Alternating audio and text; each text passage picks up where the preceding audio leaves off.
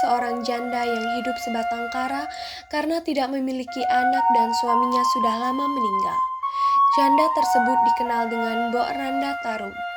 Karena hidup sebatang kara, suatu hari Mbok Randa mengangkat seorang anak laki-laki yang masih bayi. Mbok Randa Tarup memberi nama bayi laki-laki tersebut Jaka Tarup.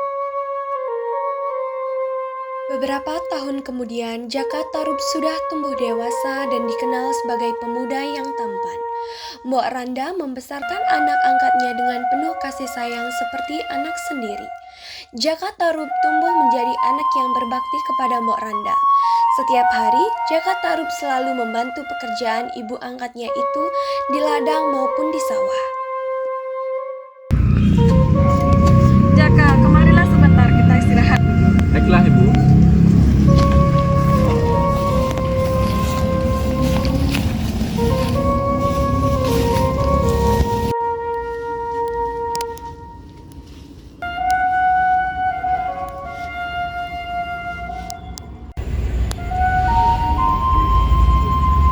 Jaka, kamu sudah dewasa, sudah saatnya untuk menikah.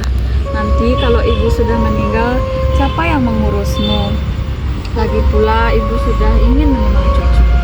Tapi Ibu, Jaka untuk sekarang tidak ingin menikah. Tiba saatnya nanti, Jaka akan menikah. Baiklah, jika itu keinginanmu, ibu mendoakanmu yang terbaik. Terima kasih, Ibu. Hari sudah sore, Mbok Randa dan Jaka Tarup pun pulang ke rumah. Sesampainya di rumah, Jaka pun langsung pergi untuk berburu.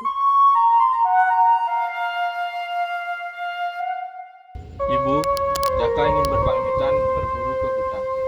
Baiklah, hati-hati Jaka. Baiklah, Ibu.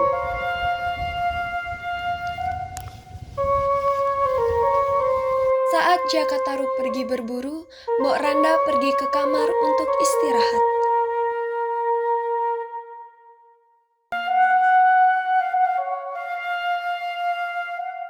Di hutan, Jaka Tarup berhasil memanah seekor rusa. Hatinya puas karena hasil buruannya itu bisa dia makan bersama Mbok Randa untuk beberapa hari ke depan. Sepulangnya Jaka Tarup berburu dengan hasil tangkapan rusa dan menaruhnya di gudang.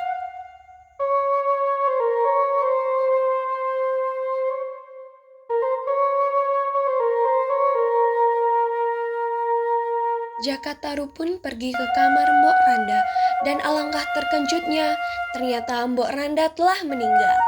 Nampak di depannya Mbok Randa telah terbaring kaku. Seketika Jaka Tarup lemas dan tangisnya mengisi ruangan. Beberapa bulan kemudian, setelah Mbok Randa meninggal, Jaka Tarup pun hidup seorang diri dan merasa kesepian. Bahkan ladang peninggalan Mbok Randa pun sekarang ditumbuhi rumput dan semak belukar karena tidak terawat lagi.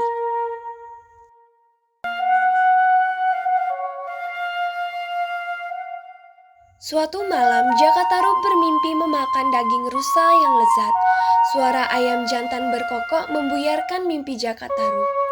Pagi itu, setelah terbangun dari mimpinya, Jaka Tarup merasa lapar dan ingin memakan daging rusa. Segera ia menyiapkan busur dan anak panahnya untuk pergi berburu rusa ke hutan.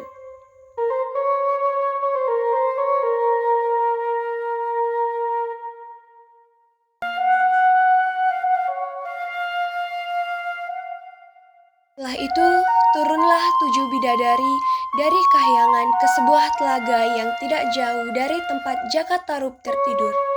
Ternyata, para bidadari tersebut turun dari kahyangan untuk mandi di telaga tersebut.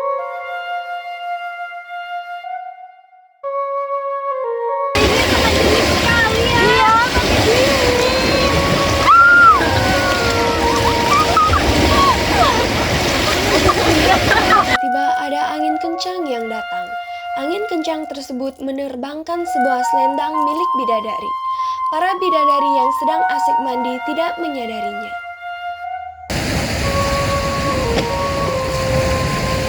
Kenapa Adinda? Apa yang kamu cari? Tenangku di sini hilang. Apa? Hilang. Coba kita cari terlebih dahulu.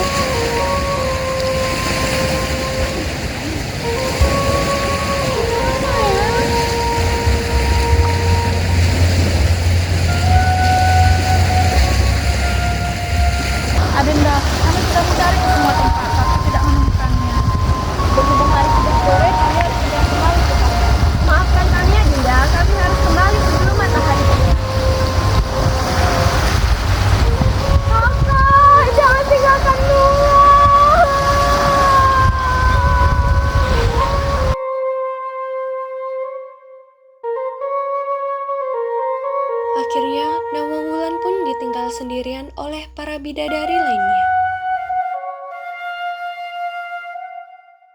Sementara itu, Jaka Tarub terbangun dari tidurnya dan terkejut melihat ada selendang di dekatnya. Oh, siapa pemilik selendang ini? Seumur hidup baru kali ini aku menemukan selendang palsu.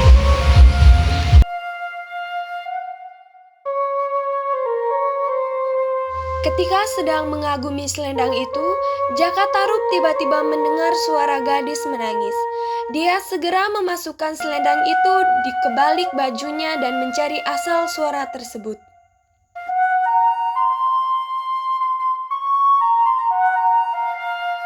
Jaka Tarub menemukan asal-muasal suara tangisan tersebut. Dia melihat seorang gadis yang sangat cantik sedang menangis di pinggir telaga. Kamu siapa? Kenapa berada di tengah hutan seperti ini?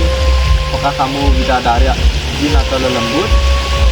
Namaku Nawang Wulan. Aku adalah seorang bidadari yang turun dari kahyangan. Selendangku hilang. Aku tidak bisa kembali ke kahyangan lagi. Apakah kamu melihat selendangku? Nawang Wulan, aku Jaka Tarub. Aku tinggal tidak jauh dari sini. Sebentar lagi akan gelap. Mari ikut bersama. Karena pada malam hari banyak binatang buas yang berkeliaran. Nawang Wulan pun mengikuti Jaka Tarub ke desanya. Tidak lama kemudian Jaka Tarub dan Nawang Wulan pun menikah. Beberapa waktu kemudian Jaka Tarub dan Nawang Wulan dikaruniai seorang anak perempuan. Anak perempuan tersebut diberi nama Nawangsi. Lama hidupnya dengan Nawang Wulan, Jaka Tarub merasa heran karena lumbung padinya selalu penuh. Padahal setiap hari Nawang Wulan menanak sebakul nasi dari beras di lumbung padi tersebut. Suamiku, aku sedang menanak nasi. Tapi aku ada keperluan di sungai. Tolong jaga apinya ya, jangan sampai kekecilan atau kebesaran. Dan ingat, jangan membuka tutup kukusnya sebelum nasi matang. Aku pergi dulu. Iya.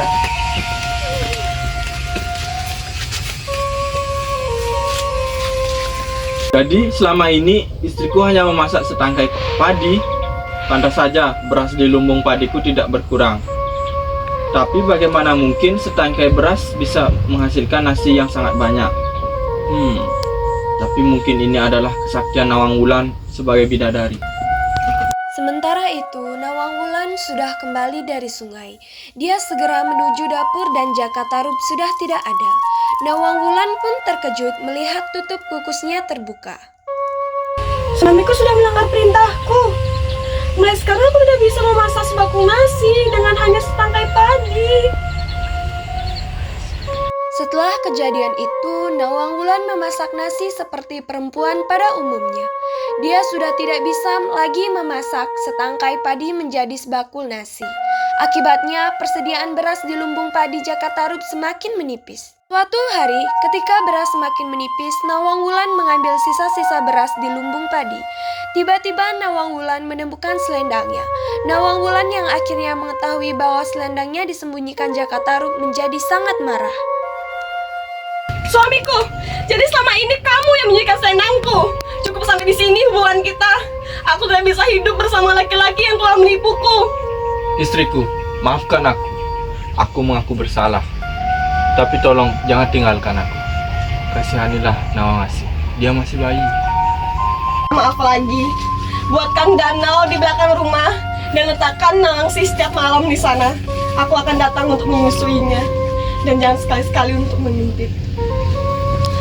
Istriku, jangan tinggalkan aku. Istriku.